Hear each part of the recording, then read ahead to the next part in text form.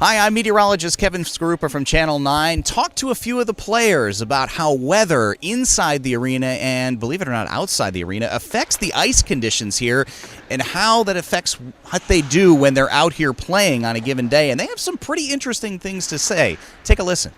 Here with Jake to talk to me a little bit about the ice conditions and how it changes from the beginning of the period to the end of the period. I'm imagining, because they bring the Zamboni out and they flatten everything off, it looks like the puck goes a lot faster initially, and then as you kind of go through the period, it kind of gets slower. Do you really notice that while you're going from shift to shift? Yeah. I mean, especially when you first step on the ice, it's nice and smooth. You glide a lot better.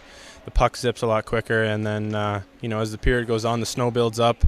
A lot more cuts and grooves in the ice, and the puck starts to wobble a little bit on you, so you got to be careful later in the periods.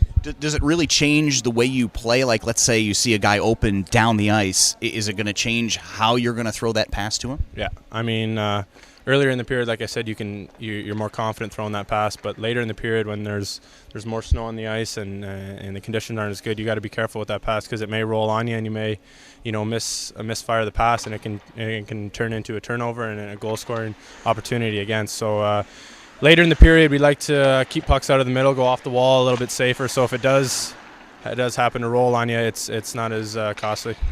I'm sure there's an enormous difference between the middle of the season and the middle of January and the arenas in April and May during the playoffs where it's 75 degrees outside. Does that change how you do things as well? Yeah, that also comes into play. I mean, some arenas are January, February, they're nice, cold inside, and the ice conditions are a little bit harder. But then when it gets warmer outside, the humidity and stuff in the air comes into the ice, and sometimes the ice is a little bit wet on top. It won't freeze as good, or it's a little softer. So if you get a sharp edge on your skate, it'll catch. So you got to be, these are all little things that I don't think everyone sees, but they do have an effect on the game. Would you, in a perfect world, is 2 intermissions and 2 Zambonis swishes through the ice enough, or should there be 3 or 4 or 1? No, I think 2 is enough. I mean, with all the whistles and penalties nowadays, the game has slowed down a lot. So we want to keep the pace going. 2 Zamboni clearings is enough, and it's even for both teams. So I mean, it's not like it's a disadvantage to one team or another. So. All right, I know this is obviously your favorite place to play, but do you have those 1 or 2 arenas in the back of your head of the places you like to go, whether it's because of the atmosphere or the ice conditions, or just a place you really feel comfortable? I mean, playing in the league, sometimes you do well in an arena, and then you find yourself, you get a goal or assist or something, and then you go back, you get another goal. So I mean, some players, they enjoy going to that rink because maybe it's a lucky arena for them. But I mean, for us, the Verizon Center is obviously our home, and I think it's one of the nicest arenas that we play in. So for me, this is my favorite. But on the road, I mean, they're all road games. They're all a little bit of a disadvantage for us because we're an away team. But I mean, it really doesn't bother me. They're all hostile environments, but you guys are really lovable. There's no reason for them to get on you guys. Yeah, I mean, that's what it seems. But the fans, they don't think so sometimes. So. Jake, thank you very much. I really appreciate it. Good luck tonight. Yeah, thanks. I'm here with Brandon, and I'll tell you, the ice conditions for the faster guys, I'm assuming, plays an enormous role in how you guys do what you do out there on the ice. Give me an idea of the difference between the beginning of a period, where the ice is nice and smooth, Zamboni, everything else, versus you get toward the end of the period, especially on a really hot day, and the arena is, a little bit warmer than normal, very choppy. Well, yeah, definitely. Definitely when the ice is a little harder, you can skate a lot faster, and things seem to go a little bit smoother, and as the ice gets softer, I mean, you can cut in a little bit more, but it's harder to make passes and shoot the puck. Do you mentally know that and actually change your game to that at times? No, I don't think so. I think that you try and not notice a difference as much as possible. If the ice is really bad, you'll notice it, but that's part of the game, and you trying to adapt to it as much as possible. Do you realize the difference when you're out there on, let's say, a really cold January day versus like an April or May, like say May, June playoff game where it's 85 degrees outside and inside the arena it's tough to keep it really cold? Can you tell that difference when you're out there? Sometimes you can. It all depends on how they take care of the ice in the rink and what the temperature inside the rink is. And obviously it's going to be harder for them to maintain it if it's hot outside versus cold. But, I mean, sometimes you can and sometimes you can't. The arenas themselves, is there a subtle difference in how the boards hit the ice is, and do you know that going in after playing there a couple of times, kind of what to expect going in? I don't think the ice affects the boards. I think some rinks the boards are a little more lively than others, and some rinks the boards have been there a little bit longer and take different bounces. For instance, we practice at West Side, this a little rink in Manchester, and the boards are pretty lively there. I don't think they've been changed for a while. And give me an idea as far as the ice here is concerned. Is 2 intermissions enough, or would you rather it be 3 or 1, or is that seem to be just what you're used to, just playing that way since you were a kid? You're used to it. I mean, I think another intermission would be too much. Personally, I'm not a big fan of sitting around and waiting, but who knows? Some people might like it. You see the game on New Year's Day where they're outside. Is that the perfect case scenario for a lot of hockey players? It's exciting, I think. I think a lot of guys grow up playing outdoors and on lakes or ponds or whatever you have. And, that's kind of a game where you can get back to your heritage and kind of the roots of hockey, where it all started. Thank you very much, Brandon. Good luck tonight. I am here with Martin Jones, the goaltender, and I'll tell you, you have one of the craziest jobs out there as far as handling pucks that are coming at you at sometimes 90, 95 miles an hour?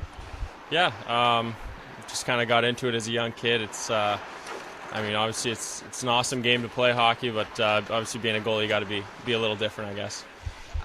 As far as the ice conditions are concerned, is it easier at the beginning of the period when the ice is a little bit slicker and a little bit more on the level, or is it easier at the end when it tends to go a little slower because the ice is a little rougher?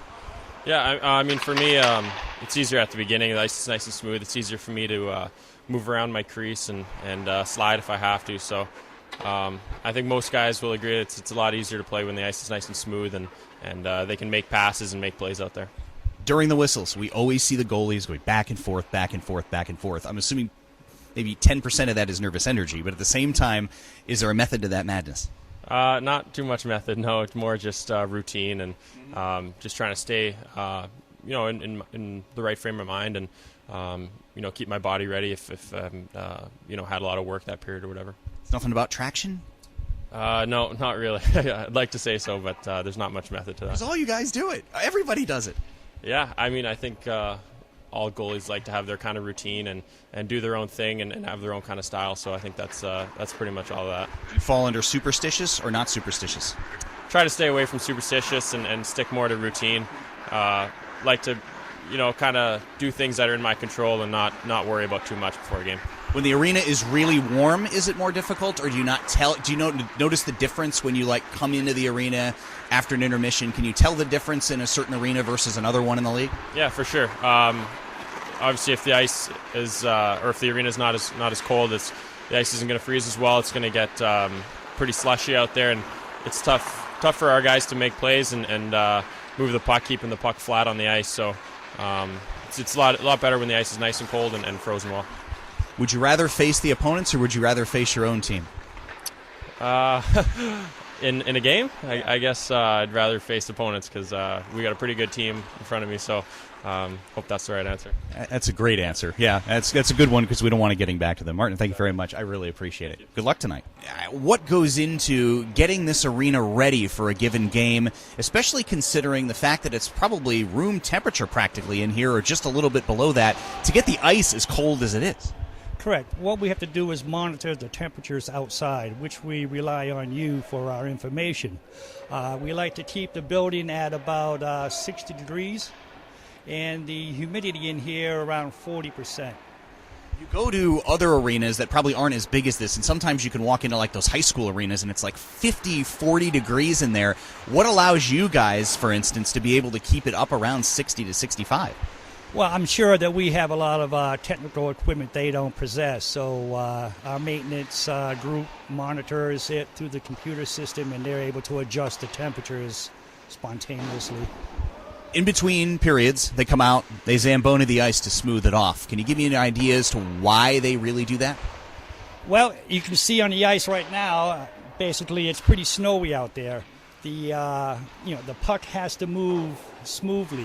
So at the beginning of the game, you want to give them a clean sheet of ice and as smooth as possible so that puck really slides across the floor.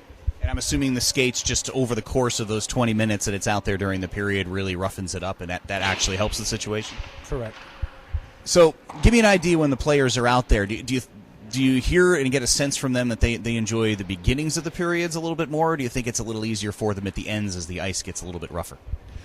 I think it's a combination of both. So every player has their own, speciality and likeness of the ice. Is the weather truly a challenge as far as, let's say it's a 90-degree day outside in early April and there's a playoff game coming up that night? Is there a distinct difference in how you set things up? Correct. We start a lot earlier.